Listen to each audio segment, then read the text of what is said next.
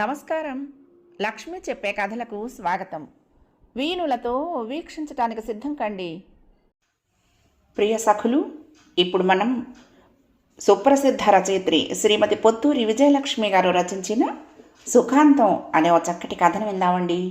ఈ కథ రచన మాసపత్రికలో మార్చి 2013లో ప్రచురింపబడింది. కౌముది రచన కథల పోటీలో బహుమతి పొందిన కథ ఇది. ఇక కథ మొదలు పెట్టేస్తున్నానండి. డోర్ బెల్ మోగింది. వంటింట్లో కాఫీ వేడి చేసుకుంటున్న శ్రీలక్ష్మికి ఏడుపు వచ్చేసింది. ఈ ఆపద నుంచి ఎలా గట్టెక్కుతానో ఏమో, చివరికి ఆకలికి ప్రాణాలు వదిలేస్తానేమో అనుకుంది. ఏమైనా సరే కాఫీ తాగిగానే కాదలను అనుకుని ఆ పని పూర్తి చేసి అప్పుడు వెళ్ళి తలుపు తీసింది. ఎదురుగుండా కొరియర్ అబ్బాయి. ఇంట్లోనే ఉన్నారా? ఇంతసేపు చేశారా మేడం తలుపు తీయటానికి? కాస్త విసుగ్గానే అడిగాడు. మా పనులు మాకుంటాయి కదబ్బాయ్, మీరు వచ్చి తలుపు తాడతారని ఎదురు చూస్తూ కూర్చోలేం కదా. శ్రీలక్ష్మి కూడా విసుగ్గానే సమాధానం చెప్పింది. సర్లేండి, సైన్ చేయండి అన్నాడు. ఆ కాగితం అందుకుపోయిందల్లా. ఎవరొచ్చి ఏ ఉత్తరం ఇచ్చేసి సంతకం పెట్టమన్నా హడావుడిగా సంతకాలు పెట్టకు, ఎవరి దగ్గర నుంచి వచ్చిందో తెలుసుకుని మరీ తీసుకో అన్న భర్త హెచ్చరిక గుర్తుకొచ్చింది. ఎక్కడి నుంచి నాయనా, ఎవరు పంపించారు అని అడిగింది. ఆలస్యంగా తలుపు తీసినందుకే చిరాగ్గా ఉన్న ఆ అబ్బాయి మరింత విసుగ్గా కవర్ చూసి బ్యాంకు నుంచి వచ్చింది అన్నాడు. సంతకం పెట్టి తీసుకుంది శ్రీలక్ష్మి. అతను వెళ్ళిపోయాడు. గేటు చప్పుడయ్యింది. ఎవరో ఇద్దరు వచ్చారు. టూలెట్ బోర్డు పెట్టారు కదండి అంటూ అడిగారు. అవునండి, పాత మోడల్ పోర్షను, శాకాహారులకి కుటుంబాలకి మాత్రమే ఇస్తాము, అద్దె 2500. అరిగిపోయిన రికార్డులాగా సమాధానం చెప్పింది. వాళ్ళు వెళ్ళిపోయారు. అదో పాత ఇల్లు, 800 గజాల స్థలంలో ఇల్లు. కింద 2 వాటాలు, పైన 2 వాటాలు. శ్రీలక్ష్మి మామగారు 4 కొడుకుల కోసం కట్టించారు. ముందు గది, హాలు, వంటిల్లు రైలు పెట్టెల్లా వరుసగా ఉంటాయి. మిగిలిన వాళ్ళెవ్వరూ ఇక్కడ లేరు. శ్రీలక్ష్మి, ఆమె భర్త భాస్కర్ మాత్రం ఇక్కడ ఉంటారు. ఇంటి మంచి చెడ్డ చూస్తూ ఉంటారు. కింద ఒక భాగంలో వీళ్ళుంటారు. పక్క పోర్షన్ అద్దెకివ్వరు. పిల్లలు వస్తే కావాలని వీళ్ల కిందే ఉంచుకున్నారు. పైన 2 వాటాలు అద్దెకిస్తారు. ఆ వాటాలు ఏడాదికి 3 సార్లు ఖాళీ అయిపోతూ ఉంటాయి. సెంటర్లోనే ఉంది ఇల్లు, కానీ పాత మోడల్ పోర్షన్ కాబట్టి ఎవరూ ఇష్టపడటం లేదు. ఇంకెక్కడా దొరక్క ఇందులో చేరిపోతారు. కనీసం ఓ ఏడాదైనా ఉండాలి. ఈలోగా ఖాళీ చేస్తే అడ్వాన్స్ తిరిగి ఇవ్వము అని ఖచ్చితంగా చెప్తారు వీళ్ళు. అలాగే 3 ఏళ్ల దాకా మీరు పొమ్మన్నా పోవు అని భరోసా ఇచ్చి ఇంట్లో దిగుతారు. 3 నెలలు కాగానే ట్రాన్స్ఫర్ అయిందనో, పిల్లాడికి దూరం అయిపోతుందనో వంకపెట్టి ఖాళీ చేసేస్తారు. ఏదో విధంగా అడ్వాన్స్ రాబట్టుకుంటారు. మళ్ళీ టూలెట్ బోర్డు పెట్టడం, తీరణాల్లాగా జనం రావటం. ఇల్లు ఖాళీ అయింది కదా, ఎవరైనా అద్దెకి వచ్చాక వెళ్ళండి ఊరికి అని అంత చెప్పినా వినకుండా తమ్ముళ్ళని చూసొస్తానని వెళ్ళాడు భాస్కర్. శ్రీలక్ష్మి ఒంటరిగా ఉండి వచ్చే వాళ్ళందరికీ సమాధానాలు చెప్పలేక సతమతం అయిపోతోంది. దానికి తోడు ఏవో ఆస్తి గొడవలు. కోర్టుకి ఈడ్చి కక్కిస్తాను అని కాలు దువ్వుతున్నాడట రామకృష్ణ. 30 తిప్పలు పెట్టి 3 చెరువుల నీళ్లు తాకిస్తాను అని ఏదో ఫంక్షన్లో అందరి ఎదుట సవాలు చేశాడట. ఎవరు ఎన్ని చెరువుల నీళ్లు తాగిస్తారో మేము చూస్తాము, చిల్లి గవ్వ కూడా ఇవ్వము అన్నాడట రవి. శ్రీలక్ష్మికి ఫోన్ చేసి వాళ్ళు నోటీసులు ఏమైనా పంపుతారేమో, నువ్వు తీసుకోక వదినా, ఆ తెచ్చిన వాడికి ఒక 10 రూపాయలు ఇస్తే ఇల్లు తాళం పెట్టుందని రాసుకొని పోతాడు అని జాగ్రత్తలు చెప్పాడు. ఉత్తరం అయితే డబ్బాలో పడేసిపోతాడు, కానీ కొరియర్ అలా కాదు కదా. ఏ వేళప్పుడు వచ్చినా తలుపు తీసి కవర్ అందుకోవాలి. పనికొచ్చేవి పనికిరానివి కలిపి 1/2 డజన్ ఉత్తరాలు వస్తాయి కొరియర్లో. ప్రతిసారి ఎవరు పంపించారో చూసుకోవాలంటే అదొక అదనపు శ్రమ. విసిగిపోతోంది శ్రీలక్ష్మి. కంచంలో అన్నం పెట్టుకునేసరికి మళ్ళీ మోగింది డోర్ బెల్. ఈశ్రోమంటూ వెళ్ళి తలుపు తీసింది. టూలెట్ బోర్డు పెట్టారు అంటూ బ్రోకర్ కుర్రాడు కాబోలు ఓ పెద్ద మనిషిని వెంట పెట్టుకుని వచ్చాడు. మళ్ళీ రూల్స్ అన్నీ చెప్పింది శ్రీలక్ష్మి. నా పేరు వేణు, బ్యాంకులో పనిచేస్తున్నాను, శాకాహారులమే, కుటుంబంతోనే ఉంటాను అన్నాడు అతను. పాత పోర్షన్ మీకు నచ్చుతుందో లేదో అంది శ్రీలక్ష్మి అనుమానంగా. చూస్తాం అన్నాడు బ్రోకర్ కుర్రాడు. తాళం చెవులిచ్చి పంపించింది. అన్నం తిని చేయి కడుక్కుని వచ్చేసరికి మేడ మెట్ల మీద కూర్చుని ఉన్నారు ఇద్దరు. మాకు ఇల్లు నచ్చింది, 2 భాగాలు నేనే తీసుకుంటాను అన్నాడు. శ్రీలక్ష్మికి ప్రాణం లేచొచ్చింది. మిగిలిన వివరాలన్నీ చెప్పింది. అడ్వాన్స్ ఇచ్చేసి గురువారం పొద్దున్న వస్తానని చెప్పి వెళ్ళిపోయాడు. అతని నడకలో కాస్త తేడా ఉండటం గమనించింది శ్రీలక్ష్మి. బుధవారం నాడు ఇల్లంతా శుభ్రంగా కడిగించి ఉంచింది. గురువారం తెల్లవారుతూ ఉండగానే తలుపు తట్టాడు వేణు. తలుపు తీసింది శ్రీలక్ష్మి. నా భార్య సునీత, మా అమ్మ జానకి, మా మామయ్య గోపాలం, అత్తగారు సుభద్ర అని కుటుంబ సభ్యులను పరిచయం చేశాడు. మామూలు కుటుంబాలకు భిన్నంగా ఉన్న ఆ కుటుంబం ఆశ్చర్యాన్ని కలిగించిన చిరునవ్వుతో పలకరించి ఇంటి తాళాలిచ్చింది శ్రీలక్ష్మి. కారులో వాళ్ళు వచ్చారు. వెనకాల ఓ చిన్న లారీలో సామాన్లు, 4-5 కుర్రాళ్ళు వచ్చారు. భార్యాభర్త ఉంటేనే 2 పెద్ద లారీల నిండుగా సామాను ఉంటుంది. మరి ఈ కుటుంబానికి ఎంత తక్కువ సామాన్లు ఏమిటో అనుకుంది. లోపలికి వెళ్ళి కాఫీ కలిపి ఫ్లాస్కులో పోసి సామాన్లు చేరవేస్తున్న కుర్రాడికిచ్చి పైకి పంపించింది. ఆ రోజంతా పైనుండి చిన్న చిన్న శబ్దాలు. సాయంత్రం జానకి కిందకొచ్చి ఫ్లాస్క్ ఇచ్చేసింది. శ్రమ తీసుకుని కాఫీ పంపించారు అంది. అయ్యో, ఈ మాత్రం దానికేనా అనేసింది శ్రీలక్ష్మి. మర్నాడు తెల్లవారి బయటకు వచ్చిన శ్రీలక్ష్మి తెల్లబోయింది. ఇది తమ ఇల్లేనా అని అనుమానం వచ్చింది. ఇంటి ముందు గేటు దాకా ఉన్న సిమెంటు దారి అంతా శుభ్రంగా కడిగేసి ముగ్గులేసున్నాయి. ఇంటి చుట్టూరా పెరిగిన పిచ్చి మొక్కలన్నీ పీకేసి పోగు పెడుతున్నారు గోపాలం, సుభద్ర, జానకి. అయ్యో, మీకెందుకండి శ్రమ అంది. శ్రమ ఏమిటండి, మాకు సరదాగా ఉంది. ఈ రోజుల్లో ఇంత ఖాళీ స్థలం ఎక్కడుంటుందండి అన్నారు ముగ్గురు. వేణు భార్య సునీత స్కూల్లో టీచర్గా పనిచేస్తుంది. భార్యాభర్తలు ఆఫీస్కు వెళ్ళిపోగానే ఈ ముగ్గురు రంగంలోకి దిగుతారు. ముగ్గురికి ఏదో పని దెయ్యం ఉంది.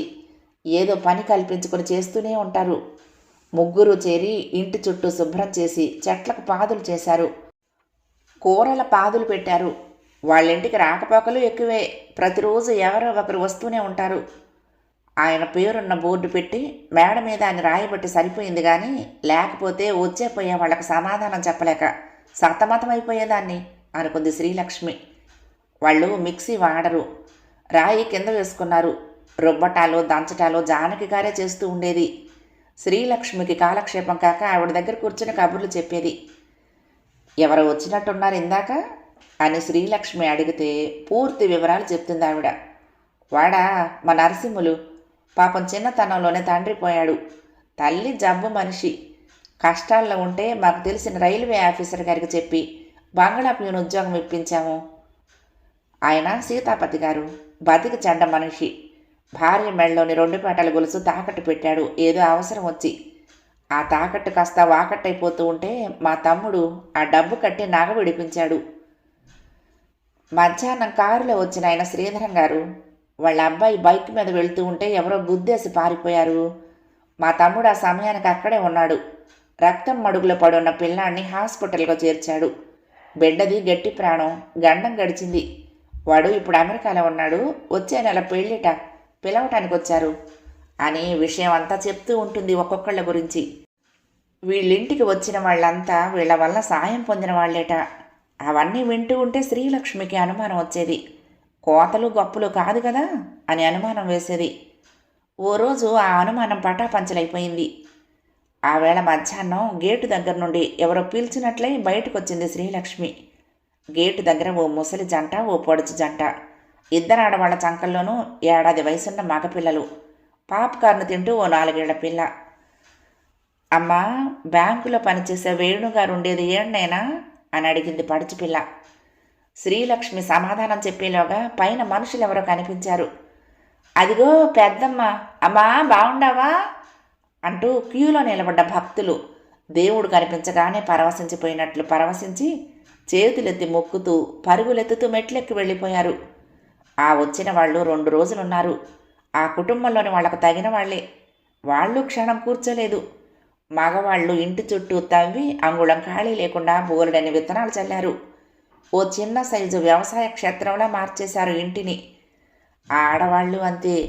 ఏమిటో దంచను, చెరగను, ఇల్లు సర్దను, పిల్లల ఆటలు, అల్లరి, మేడ మీదంతా సందడే సందడి. ఈ హడావుడంతా చూస్తూ ఉంటే ఆశ్చర్యం కలిగింది శ్రీలక్ష్మికి. ఎవరు వీళ్ళు అనే కుతూహలం కూడా కలిగింది.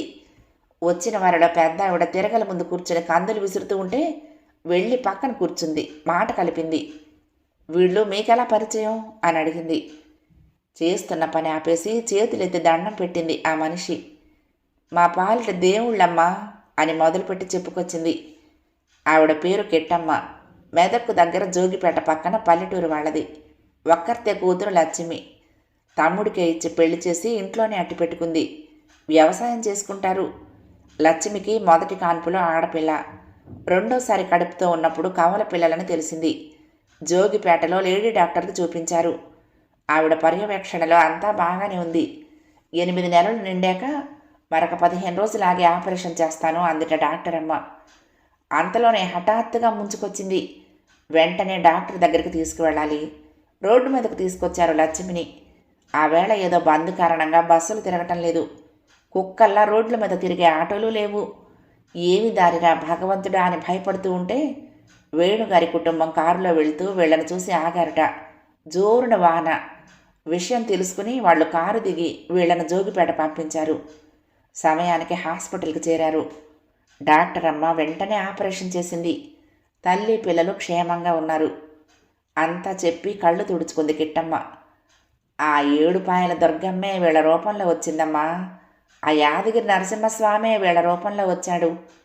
కాకపోతే రోడ్డు పక్కన ఆగున్న మాలాంటి మామూలు వాళ్ళని చూసి ఆగి వాళ్ళు కారు దిగి వానలో తడుస్తూ మమ్మల్ని కారెక్కించి పంపిస్తారమ్మా అని మరొకసారి చేతులెత్తి దండం పెట్టింది. మర్నాడు వాళ్ళంతా మొదటి పండక్కి వచ్చిన వెయ్యాల వారిలా కొత్త బట్టలు కట్టుకుని శ్రీలక్ష్మికి చెప్పి వెళ్ళిపోయారు. వాళ్లను సాగనంపి మేడ మీదకు వెళ్ళబోతున్న వాళ్లను శ్రీలక్ష్మి ఆపేసింది. రండి కాసేపు కూర్చుని వెళ్దురు గాని అంది. సుభద్ర గోపాలం వెళ్ళిపోయారు. జానకి మాత్రం వచ్చింది. సుభద్ర ఎప్పుడూ మాట్లాడదు. కలుపుగోరు స్వభావం కాదు. అసలు ఆ ఇంట్లో అందరూ అంతే. వాళ్ళేమో వాళ్ళ గోలేమో. జానకి మాత్రమే మామూలుగా ఉంటుంది. లోపలికి వచ్చి కూర్చున్నాక కాఫీ ఇచ్చింది శ్రీలక్ష్మి. ఆ కిట్టమ్మ మిమ్మల్ని చాలా పొగిడింది. మీరు చాలా సాయం చేశారట కదా అంది. అంతా దేవుడి దయ. సరిగ్గా ఆ వేల్టకట్టు వైపు వెళ్తున్నాము. వాళ్ళు మా కారు ఆపనే లేదు. అంత వానలో చెట్టు కింద నిండు గర్భిణిని పెట్టుకుని ఎందుకున్నారా అని మా తమ్ముడికి అనుమానం వేసిందిట. కాస్త దూరం వెళ్ళిన వాళ్ళం వెనక్కి వచ్చాము. రావటం మంచిదే అయ్యింది. సరైన సమయానికి హాస్పిటల్కి చేరింది లక్ష్మి. ఇంకాస్త ఆలస్యమై ఉంటే ప్రమాదం జరిగేదిట అంది జానకి. శ్రీలక్ష్మికి చాలా ఆశ్చర్యం వేసింది. ఏమిటి వీళ్ళ పద్ధతి? రోజు ఎవరో ఒకరు వీళ్ళని వెతుక్కుంటూ వస్తూనే ఉంటారు. వాళ్ళంతా వీళ్ల వల్ల ఉపకారం పొందిన వాళ్లే. ఆలికి అన్నం పెట్టడం ఊరికి ఉపకారం అనుకునే ఈ రోజుల్లో ఇంత పరోపకార బుద్ధి ఉండటం సాధ్యమేనా? కుటుంబంలో ఎవరో ఒకరు కాస్త ఉదారంగా ఉందామనుకున్నా మిగిలిన వాళ్ళు వెనక్కి లాగుతారు. ఇదేదో వింతగా ఉంది అనుకుని ఆపుకోలేక ఆవిడ్నే అడిగేసింది. బరువుగా నిట్టూర్చింది జానకి. ఏం చెప్పమంటారు? అదో పెద్ద కథ. నాకు 2 తమ్ముళ్ళు. పెద్దవాడు రామచంద్రుడు, వాడి భార్య సుభద్ర. రెండోవాడు గోపాలం, వాడి భార్య కాత్యాయిని. చిన్నతనానే మా అమ్మ నాన్న చనిపోతే వాళ్ళిద్దరూ నా దగ్గరే పెరిగారు. మాకు ఒక్కడే కొడుకు. మేనకోడల్ని మా అబ్బాయికిచ్చి వివాహం చేశాము. వాడికి 2 సంతానం. పెద్దది ఆడపిల్ల మైథిలి, రెండోవాడు శశాంక్. మా అబ్బాయికి ప్రమోషన్ వచ్చిన శుభ సందర్భంలో అందరం షిరిడి వెళ్ళాం. తిరుగు ప్రయాణంలో మా బండిని లారీ గుద్దేసింది.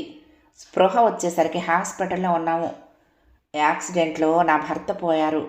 మా పెద్ద తమ్ముడు పోయాడు. చిన్న తమ్ముడి భార్య పోయింది. మనవరాలు మనవడు పోయారు. మా వేణుకి ఎడమకాలి పాదం తెగిపోయింది. సునీతకి 2 ఫ్రాక్చర్లు. ఒక్కొక్క వార్త పిడుగులా తెలుస్తూ ఉంటే తల్లడిల్లిపోయాము. దాదాపు 6 నెలలు హాస్పిటల్లోనే ఉండాల్సి వచ్చింది. మా ముగ్గురికి చిన్న చిన్న దెబ్బలే తగిలాయి. శారీరకంగా కోలుకున్నా మానసికంగా కోలుకోలేని దెబ్బ కదా. ఎవరిని ఎవరూ ఓదార్చాలి? మాకు మేమే ధైర్యం చెప్పుకున్నాము. పోయిన వాళ్ళు పోగా ఉన్నవాళ్ళనైనా కాపాడుకోవాలి కదా. గుండె రాయి చేసుకుని జీవోత్సవాల్లా జీవించడం మొదలుపెట్టాము. చెప్పాను కదా చాలా నెలల పాటు హాస్పిటల్లో ఉండిపోయామని. ఎంతమందిని చూసేవాళ్ళం. పిల్లవాడికి జబ్బు చేస్తే వైద్యం చేయించుకోలేని తల్లిదండ్రులు, తండ్రిని బతికించుకోవాలని ఆరాటపడే పేద కొడుకు, ఎన్నో కష్టాలు పడుతున్న వాళ్ళు ఎదురయ్యారు. పోయిన వాళ్ళందరి పేరిట ఇన్సూరెన్స్ డబ్బు చాలానే వచ్చింది మాకు. ఆ డబ్బులో నుంచి కొంచెం తీసి వాళ్ళకిచ్చాము. వాళ్లకు కలిగిన ఆనందం తృప్తి చూసి మండిపోతున్న మా మనసులకు కాస్త శాంతి కలిగింది. ఆ బాటనే ఎంచుకున్నాము. ఆపదలో ఉన్న వాళ్లకు ఆర్థికంగా శారీరకంగా సాయం చేస్తూ ఎంతో తృప్తి పొందుతున్నాము. మా జీవితాలకు ఒక అర్థం ఏర్పడింది. పోయిన మనుషులను రప్పించుకోలేము. ఎదుట ఉన్నవాళ్ళు మనవాళ్ళు అనుకుంటున్నాము. ఏదో గడిచిపోతున్నాయి రోజులు. చాలాసేపు కూర్చున్నాను, వస్తానండి మరి అనేసి లేచి వెళ్ళిపోయింది జానకి. రాయిలా ఉండిపోయిన శ్రీలక్ష్మి చాలాసేపటి తర్వాత లేచి లోపలికి వెళ్ళింది. మంచం మీద పడుకుంది. ఎన్నాళ్లుగానో దాచుకున్న ఆవేదన లావాలా బయటకొచ్చింది. గుండె లవిసిపోయేలా ఏడ్చింది. మనసులోని బాధ తీరిపోయింది. మెల్లిగా లేచి పాత ఉత్తరాలు వెతికింది. అదృష్టం బాగుండి వెతుకుతున్న ఉత్తరం దొరికింది. ఎప్పుడో ఏడాది క్రిందట రాసిన ఉత్తరం అది. విప్పి చదివింది. కళ్ళ నీళ్లు జలజల రాలాయి. ఫోన్ మోగింది. తీస్తే రవి. ఏమ్మా, ఏం చేస్తున్నావు అన్నాడు. ఏమీ లేదయ్యా అంది. ఎందుకమ్మా అలా ఉన్నావు? తేడా కనిపెట్టాడు. కంగారుగా అడిగాడు. ఏం లేదు, కాస్త జలుబు చేసింది అంతే చెప్పింది. లెటర్స్ ఏమీ రాలేదుగా? వాడేమీ ఫోన్ చేయలేదుగా?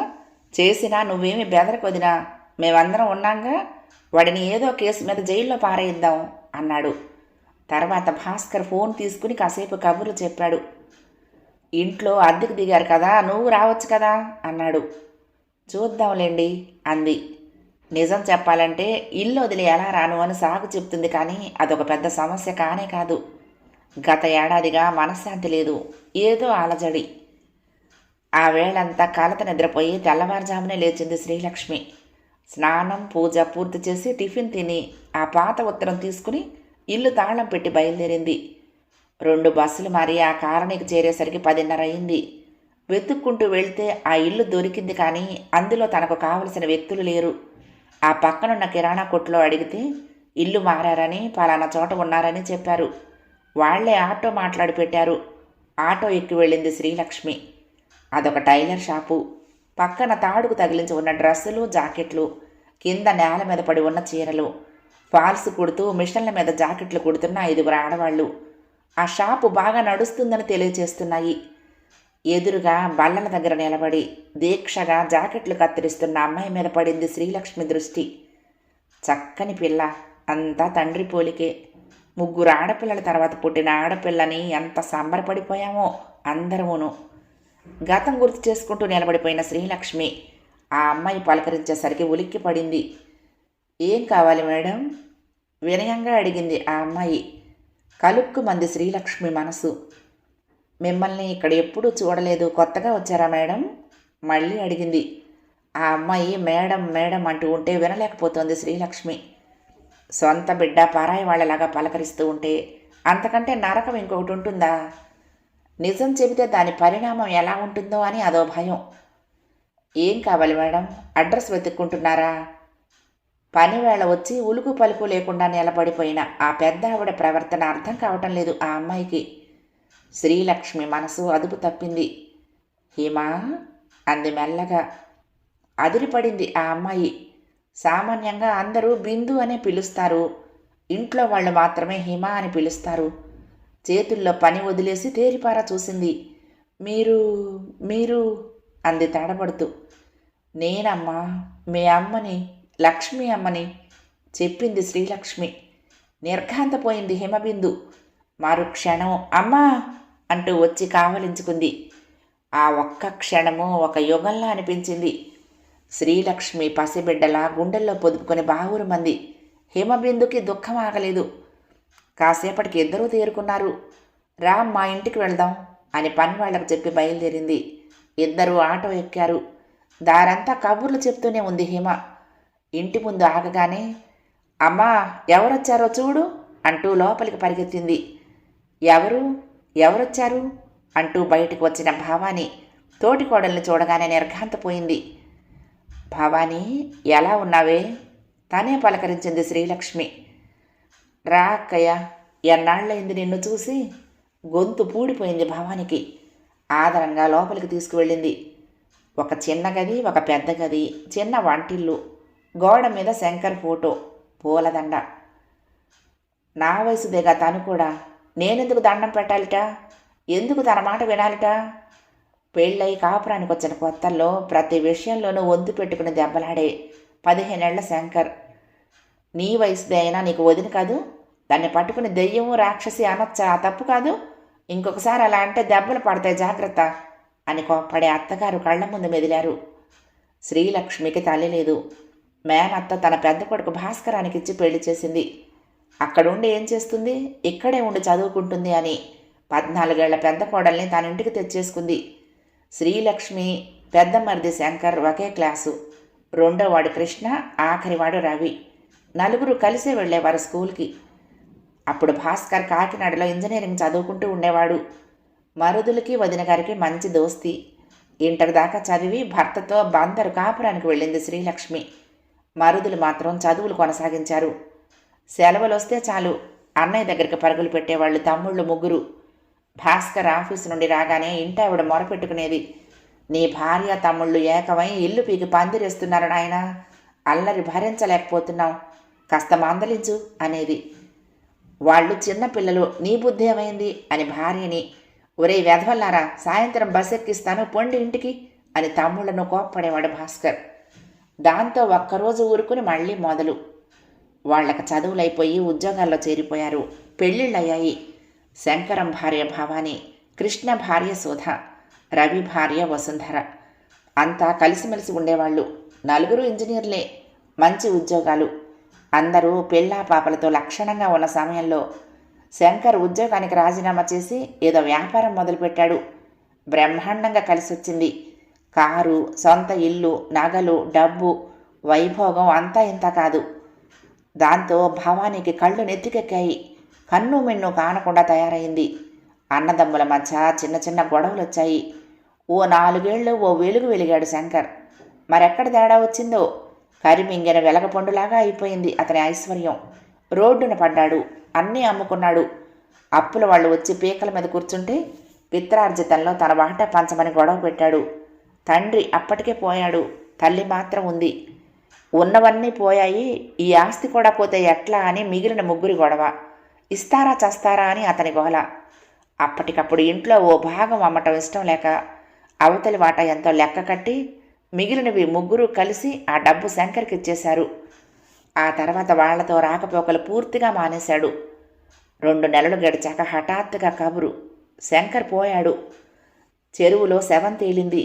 ప్రమాదమో ఆత్మహత్యో మరి ఆ భగవంతుడికే ఎరుక. కర్మ సొంతింట్లోనే చేశారు. భవాని చేసిన గొడవ అంతా ఇంత కాదు. మమ్మల్ని చూసి అందరూ కళ్లల్లో నిప్పులు పోసుకున్నారంది.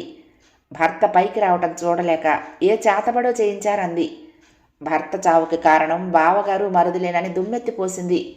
ఆ 12 రోజులు నరకం చూపించింది. ఆ మాటలు పడలేక ఎదురు తిరిగి 4 దులుపుదామనుకున్న వాళ్ళు కూడా కడుపు శోకంతో కుమిలిపోతున్న తల్లిని చూసి కోపం దిగమింగుకున్నారు. 13వ రోజు తెల్లారేసరికి ప్రయాణం కట్టింది భవాని. ఇక్కడుంటే నా పిల్లల్ని పొట్టన పెట్టుకుంటారు అని చెప్పి పిల్లల్ని వెంట పెట్టుకుని వెళ్ళిపోయింది. అంతే. ఆ తర్వాత ఇక్కడుందని అక్కడుందనే గాలి కబుర్లు తప్ప రాకపోకలు లేవు, ఉత్తర ప్రత్యుత్తరాలు లేవు. పుష్కరం గడిచిపోయింది. హఠాత్తుగా క్రిందటేడు భవాని బావగారికి ఒక ఉత్తరం రాసింది. అప్పట్లో తమ వాటా చాలా చవకగా అమ్మేశారు. ఇప్పుడు ధరలు బాగా పెరిగాయి కాబట్టి కొంత డబ్బిస్తే తనకు లాభంగా ఉంటుందని మర్యాదగానే రాసింది. భాస్కర్ తటస్థంగా ఉండిపోయాడు. కానీ కృష్ణ, రవి ససేమిరే అన్నారు. అప్పటి ఖరీదును బట్టి లెక్క కట్టి ఇచ్చాము. మా దగ్గర డబ్బుండి ఆ భావం కొనుక్కోలేదు. అవసరం వచ్చింది కాబట్టి అప్పు చేసి కొన్నాము. అప్పు తీర్చడానికి నానా తంటాలు పడ్డాము. ఇప్పుడు తగుదునమ్మా అని తయారైతే ఎట్లా అని మండిపడ్డారు. ఆ ఉత్తరం చించి అవతల పడేయండి అన్నారు. చింపలేదు కానీ పక్కన పడేశారు. ఆ వ్యవహారం అంతటితో ఆగలేదు. భవాని అన్నయ్య రామకృష్ణ తలదూర్చాడు. మైనర్లో ఉండగా ఆస్తి ఎలా అమ్మారు, ఎవరు కొన్నారు, మంచిగా ఇవ్వకపోతే కోర్టుకు వెళ్తాం అని బెదిరించాడు. నీ దిక్కున్న చోటు చెప్పుకో అన్నారు వీళ్ళు. ఏడాదిగా అడపాదడపా ఏవో గొడవలు. మనశ్శాంతి కరువైపోయింది. శ్రీలక్ష్మికి మనసు చివుక్కుమంది. పంతాలకు పోయారు కానీ ఇవ్వలేక కాదు. ఈ పిత్రార్జితం పక్కన పెడితే కృష్ణ, రవి వేరే ఇళ్ళు కట్టుకున్నారు. పిల్లలందరూ వృద్ధిలోకి వచ్చారు. అమెరికాలో ఉన్నవాళ్ళు, ఇక్కడున్నవాళ్ళు కూడా 3 ఇళ్ళు 6 స్థలాలు అమర్చుకుని దర్జాగా ఉన్నారు. పోనీ మీరు సర్ది చెప్పండి వాళ్ళకి అని భర్తతో చెప్పినా ప్రయోజనం కనిపించలేదు. వాళ్ళంత వాళ్ళయ్యారు, నేనేం చెప్తాను? అయినా న్యాయంగానే మాట్లాడుతున్నారు కదా, భవానికి సాయం చేయాలంటే పుట్టింటి వాళ్ళు చేయలేరా అంటున్నాడు భాస్కర్. శ్రీలక్ష్మికి మాత్రం బాధగానే ఉంది.